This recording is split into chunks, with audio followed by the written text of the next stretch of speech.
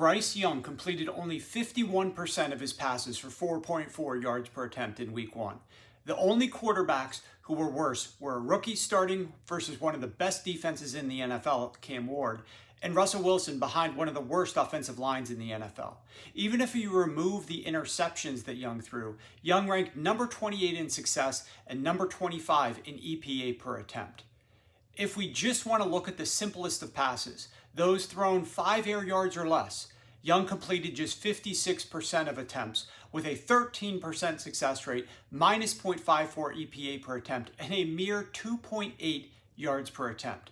This was despite playing most of the game in garbage time on account of his terrible performance early in the game and his team being down 20-3 at halftime. The Jaguars defense kept things very vanilla for Bryce Young. They didn't blitz on nearly 80% of his dropbacks, and they played no blitz zone on 72%, which was the 4th highest any quarterback faced last week. Young wasn't even pressured that often, taking pressure on just 28% of his dropbacks, thanks to how the Jaguars played him. And keep in mind, this Jaguars pass defense ranked 29th in the NFL last year. If we try to throw out garbage time entirely, I went back and looked at quarterback performance in the first half of games when they were not under pressure. And out of 30 qualifying quarterbacks in week 1, Young ranked dead last in EPA, dead last in success rate, dead last in yards per attempt, and dead last in passer rating. How are you averaging just 3.6 yards per attempt on unpressured dropbacks in the first half of a game? Makes no sense. Thinking back to that halftime deficit, I'm reminded of this stat. The Panthers led at halftime in just 3 of Young's 12 starts last year, and now 0-1 this year. In his 29 career starts, the Panthers have led at halftime in just 5 of 29. That's 17%. Since 2000, there were 37 quarterbacks to start at least 25 games their first 2 years in the NFL. Young is the only quarterback to lead at halftime in fewer than 6 of his starts. Young is the only quarterback to lead at halftime in fewer than 20% of his starts.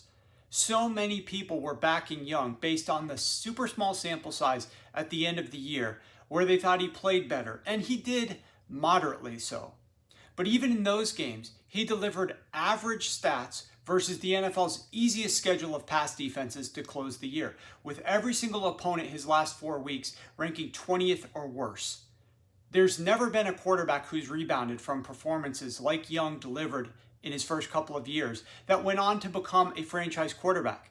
Some might stay around to be a journeyman, but they don't actually lead teams. The Panthers put all of their eggs in the Young basket this offseason. The Panthers were the darling to win the NFC South by many. Yes, it's only one game and there are certainly opportunities to improve, but Dave Canales has now had 2 full off seasons to work with Young. He should know Young's strengths and weaknesses and figure out how to optimize Young's performance. What pivot do they have after that week 1 performance? Surely Canales tried to use his best stuff in week 1 and it failed miserably. The schedule is soft, but the clock is ticking on both Young and his coaching staff if they don't figure out a solution quickly.